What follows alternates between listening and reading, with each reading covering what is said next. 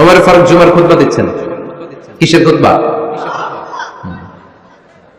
খুতবার মাঝখানে হঠাৎ চিৎকার মেরে বললেন, ইয়া সারিয়াত ইবনে জানিমিল জাবাল, ফিল জাবাল, ইয়া সারিয়াত ইবনে জানিমিল জাবাল, মানে এই সারিয়া, এইদিকে না, জাবাল পাহাড়ের দিকে, জাবাল জাবাল, গো টু দা মাউন্টেন, পাহাড়ের দিকে যাও। এই কথা বলে আবার থেমে খুতবা দেওয়া শুরু করলেন। সাহাবারা আগামাথা কিছুই খুঁজে পেল না, আগের কথার সাথে মিল নাই, পরের কথার সাথে মিল নাই। জুমার নামাজ শেষ, সাহাবারা বললেন, আমিরুল মুমিনিন খলিফাতুল মুসলিমিন ওমর ফারুক জুমার খুতবা দেওয়ার সময় হঠাৎ চিৎকার মেরে বললেন, ইয়া সারিয়াত ইবনে জানিমিল জাবাল, আপনার এই বাক্যের সাথে আপনার খুতবার আগের কথার কোনো মিল পেলাম না, পরের কথারও কোনো মিল পেলাম না, আপনি বুঝিয়ে বলেন কেন বলেছেন, আমরা তো বুঝলাম না। সাইয়েদনা ওমর ফারুক বলেন, আমি যখন জুমার খুতবা দিচ্ছি হঠাৎ আমার চোখের মধ্যে ভেসে উঠলো ওই যে গত কয়েক মাস আগে আমি আমার মুসলিম সেনাপতিকে ইরানে, পারস্যে, ওই ইরানের বিশাল রাজ্যে যুদ্ধের জন্য পাঠিয়েছি। আমি দেখলাম যুদ্ধের একটা ভয়ঙ্কর মুহূর্তে আমার মুসলিম সেনাপতি ভুল দিকে চলতে আরম্ভ করেছে। বাম দিকে তার পাহাড়, ডান দিকে উপত্যকা, ডান দিকে যদি সে চলে যায়, উপত্যকায় চলে যায়, শত্রু বাহিনীর হাতে ধরা খেয়ে সব মারা যাবে। আর আমার সেনাপতি যদি মুসলিম বাহিনীকে নিয়ে পাহাড়ের উপর উঠে যায়, আল্লাহর মেহেরবানিতে এই যুদ্ধ তারা জয়লাভ করবে। এজন্য আমি মসজিদের মিম্বারে দাঁড়িয়ে রব্বুল আলামিন আমার চোখের সামনে ওই যুদ্ধক্ষেত্রের দৃশ্যপটটা তুলে ধরেছে, ওইটা দেখে আমি এখানে দাঁড়িয়ে আমার সেনাপতিকে কমান্ড দিয়েছি। পড়েন সুবহানাল্লাহ। যেন তোর মানুষ না, এটা জুমার মিম্বারে দাঁড়িয়ে হাজার কিলোমিটার দূর পারস্যে কি হচ্ছে সেটাও দেখতে পেতেন আল্লাহর মেহেরবানিতে। সুবহানাল্লাহ পড়ে। সাহাবারা বিশ্বাস করে নিলেন, কিন্তু মুনাফিক টাইপের যেগুলো, এগুলো বলে এটা আবার কেমন কথা, উনি আছেন মদিনার মিম্বারের মধ্যে দাঁড়িয়ে, হাজার হাজার কিলোমিটার দূরে কি হচ্ছে উনি দেখবেন কেমনে। এরা বিশ্বাস করলো না, সাহাবারা সবাই বিশ্বাস করলো, মুনাফিক গুলো বিশ্বাস করলো না। তারা মনে মনে ভাবলো, এই মুসলিম সেনাপতি বিজয়ের বেশে যেদিন মদিনায় আসবে, আমরা মদিনার উপকণ্ঠে দাঁড়িয়ে থাকবো, ওদেরকে জিজ্ঞেস করবো এমন এমন দিন ওমরে ফারুকের কণ্ঠের কোনো আওয়াজ শুনতে পেরেছিলে কিনা। বিজয়ী বেশে সাহাবারা যখন ফিরে আসতো, সব মুমিনরা আহলান ওয়া সাহলান জানাতে ওনাদেরকে রিসিভ করতে যেত, মুনাফিক গুলো যেত না। কিন্তু ওই দিন মুনাফিকরা সবার আগে যায় হাজির। মুসলিম সেনাপতি যখন ঢুকলো, জিজ্ঞেস করলো, মুসলিম সেনাপতি এতদিন আগের কথা, জুমার দিন দুপুরবেলা যুদ্ধক্ষেত্রে হঠাৎ করে আমিরুল মুমিনিনের কোনো কথা তুমি তোমার কান দিয়ে শুনতে পেরেছিলে কিনা বলো। সেনাপতি বলল, তোমরা কেমন করে বুঝলা, কেমন করে তোমরা জানলা, তোমরা ঠিকই জেনেছো, ঠিকই ধরেছো, ঠিকই বলেছো। যুদ্ধের কঠিন মুহূর্তে ভুল করে আমি উপত্যকার দিকে মুসলিম বাহিনীকে নিয়ে ছুটতে আরম্ভ করেছিলাম, হঠাৎ করে আমিরুল মুমিনিনের একটা কণ্ঠ আমার কানের ভেতরে ভেসে আসলো। আমি শুনতে পেলাম, ইয়া সারিয়াত ইবনে জানিমিল জাবাল, ডান দিকে উপত্যকার দিকে যেও না, তাড়াতাড়ি বাম দিকে পাহাড়ের উপর চড়ে যাও।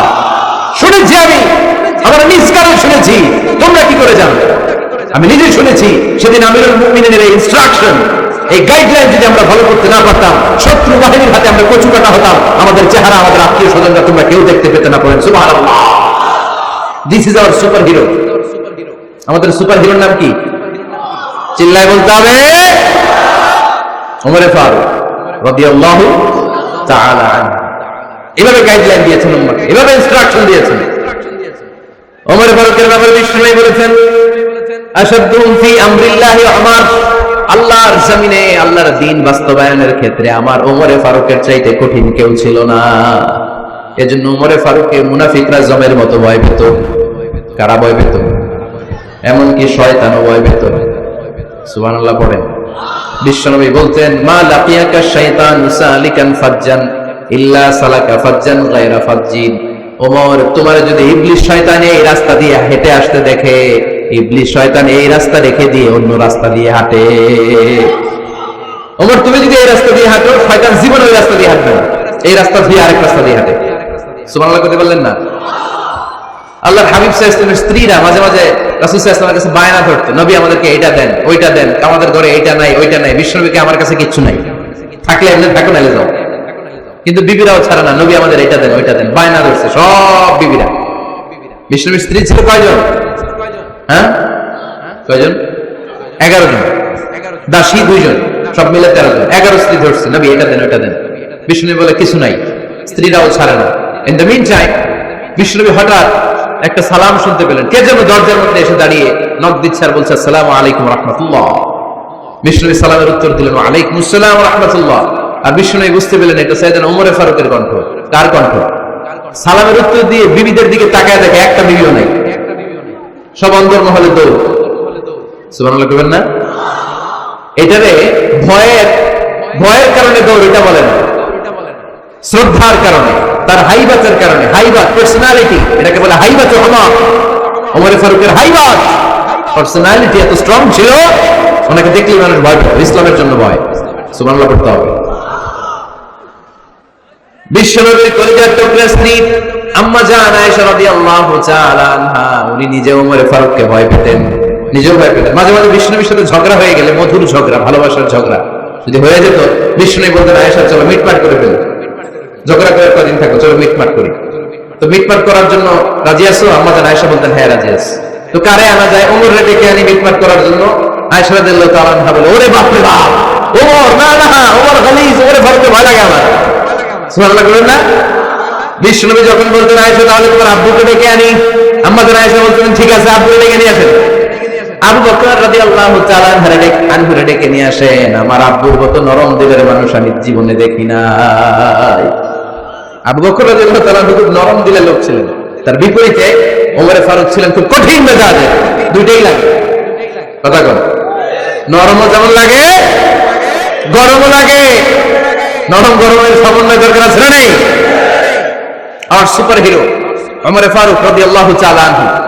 আমরা যাদের আমাদের ছোট্ট বাচ্চা আছে, ঘরে 2 বছর 3 বছরের শিশু আছেন আমাদের, রাতের বেলা দেখবেন খেতে চায় না, খালি মায়ের জ্বালায়। তো মা তখন বলে এই খাও নাইলে ভূত আসবে, বলেছে বিড়াল আসবে, বাঘ আসবে, ভাল্লুক আসবে, এগুলো বলে না? এগুলো বলে ভুলিয়ে বালিয়ে বাচ্চাকে ভয় দেখিয়ে খাওয়াতে চায়। লক্ষ্মীপুর আপনারা কিসের ভয় দেখান? হ্যাঁ, ভূতের। কিসের? বাঘের, কালা বিলাই, কালাসান। আচ্ছা, তো এই যে বাঘ আসবে, ভাল্লুক আসবে, তাড়াতাড়ি খাও, বাঘ আসবে, বাঘের কথা শুনলে বাচ্চারা খেয়ে ফেলে ভয়ে। এই ভূত আসবে, ভূত তাড়াতাড়ি খা, না খেলে ভূতে ধরবে তো, খা, সাথে সাথে খায়। মদিনাতে যখন ওমর ফারুক রাদিয়াল্লাহু তাআলা আনহু মদিনার খলিফা, তখন মদিনার বাচ্চারাও মাদেরকে এরকম জ্বালাতো, খেতে চাইতো না।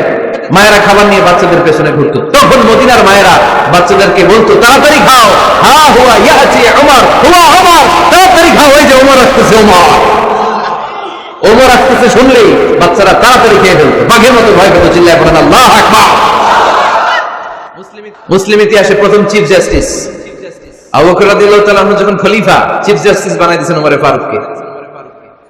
সর্বপ্রথম কোরআন সংকলনের পরামর্শ দিয়েছেন সাইয়েদনা ওমর ফারুক। এই যে কোরআন 114 সূরা 30 পারা, আগে কিরকম ছিল? কথা কন না কেন?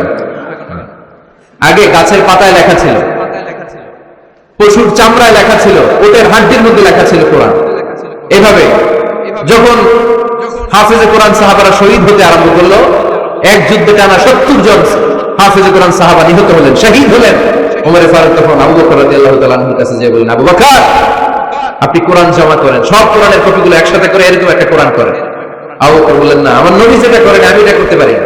কিন্তু ওমর ফারুক ছাড়েন, আর এটা করেন, করলে ভালো হবে, ওটা মুসলিম উম্মাহ উপকৃত হবে। বারবার সাইয়েদনা আবু বকর রাদিয়াল্লাহু তাআলা আনহুকে এত জোরাজুরি করতেছিলেন, অবশেষে আবু বকর রাদিয়াল্লাহু তাআলা আনহু বললেন, ওমর ফারুকের জোরাজুরিতে এই কাজের জন্য আল্লাহ তাআলা আমার হৃদয়টারে খুলে দিলেন। আল্লাহ আমার হৃদয়ের ভিতরে ইলহাম করে দিলেন। আর আল্লাহ বোঝাতে চাইলেন, আবু বকর ওমরের কথাই শোনো, ওমর যেটা বলে তেমনটাই করো। কারণ ওমর ফারুককে বলা হয় মুহাদ্দিস। কি বলে? সবাই বলেন কি বলে? মুহাদ্দিস না মিয়া? মুহাদ্দিস মানে যে হাদিস বিশারদ, আর মুহাদ্দিস মানে যার মুখ থেকে আল্লাহর কথাগুলো বের হয়। আল্লাহ কি বলতে চায়, আল্লাহ তাআলা ওই কথাগুলো, ওই ভাবনাগুলো ওই লোকের মুখ দিয়ে বের করে দেয়। জোরে বলেন সুবহানাল্লাহ। বিশ্বনবী বললেন লিকুল্লি উম্মাতিন মুহাদ্দিস, সব উম্মতের মধ্যে আল্লাহ তাআলা একজন করে মুহাদ্দিস পাঠায়। আমার উম্মতের মধ্যে মুহাদ্দিস লোকটার নাম হলো ওমর। বিভিন্ন সময়ে ওমর ফারুক যেমনটা ভাবতেন ঠিক তেমন কোরআনের আয়াত পাঠিয়েছে কে? মদিনার সবচেয়ে বড় মুনাফিকের নাম হচ্ছে আব্দুল্লাহ ইবনে উবাই ইবনে সালুল। নাম শুনছেন? মুনাফিক চিনেন তো আপনারা? ভিতরে এক বাইরে আরেক, তার নাম সর্দার হচ্ছে আব্দুল্লাহ ইবনে উবাই ইবনে সালুল। ইন্তেকালের পরে তার ছেলে আব্দুল্লাহ এসে বলে, ইয়া রাসূলুল্লাহ, এটা চমৎকার ঘটনা, মনোযোগ দিয়ে শুনুন। ইয়া রাসূলুল্লাহ, আমার আব্বা আব্দুল্লাহ ইবনে উবাই ইবনে সালুল মুনাফিকদের লিডার, আপনিও জানেন আমিও জানি, কিন্তু আমার তো বাবা, আমার কি, আমার তো মায়া লাগে। ইয়া রাসূলুল্লাহ, আমার আব্বা ইন্তেকাল করেছে, আপনার গায়ের একটা জামা খুলে দেন। কি খুলে দেন? এই জামাটা দিয়ে আমার বাবারে দাফন দিব, আর আপনি যে আমার বাবার জানাজার নামাজের ইমামতি করবেন, আসেন। ওমর ফারুক বললেন, না, আপনি যাবেন না। বিশ্বনবী দয়ার নবী, মায়ার নবী, রহমতের নবী, মায়া লেগে গেছে, আব্দুল্লাহ চোখের পানি দেখে যেতে আরম্ভ করলেন। ওমর ফারুক বললেন, খবরদার, নবী যাবেন না। বিশ্বনবী যাওয়ার জন্য রওনা হলেন। ওমর ফারুক বিশ্বনবীর জুব্বা টেনে ধরলেন। সুবহানাল্লাহ। কোন আমাদের দেশে কি বলতাম আমরা, বেয়াদবি করছে না? না, সম্পর্কটা এমন ছিল। ওমর ফারুক জুব্বা টেনে ধরেছেন। যখন আল্লাহ আয়াত নাযিল করলেন, ইস্তাগফির লাহুম আও লা তাস্তাগফির লাহুম ওয়া ইন তাস্তাগফির লাহুম 70 মাররাতান ফালাই ইয়াগফিরুল্লাহু লাহুম।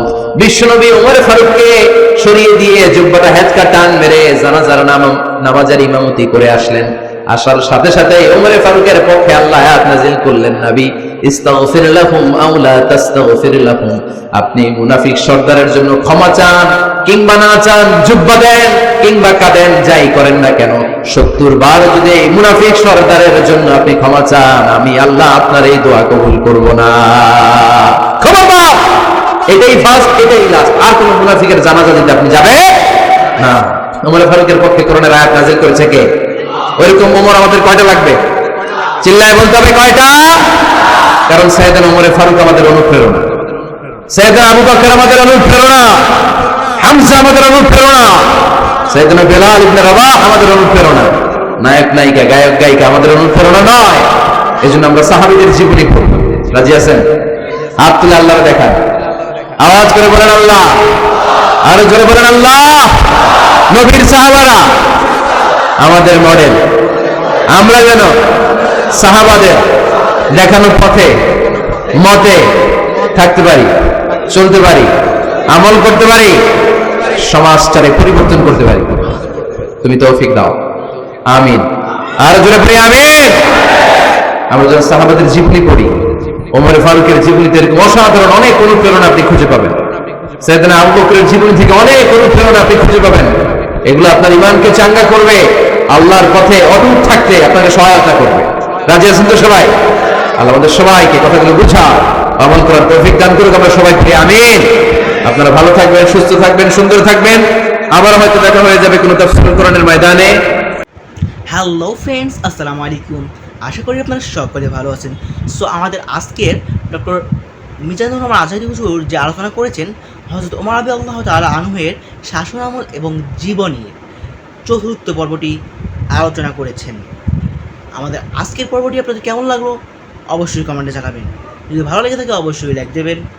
আপনারা যারা হযরত ওমর রাদিয়াল্লাহু তাআলা আনহুয়ের শাসনামল এবং জীবনীর প্রথম এবং দ্বিতীয় এবং তৃতীয় পর্বটি দেখেননি, তারা এখনই দেখে আসুন।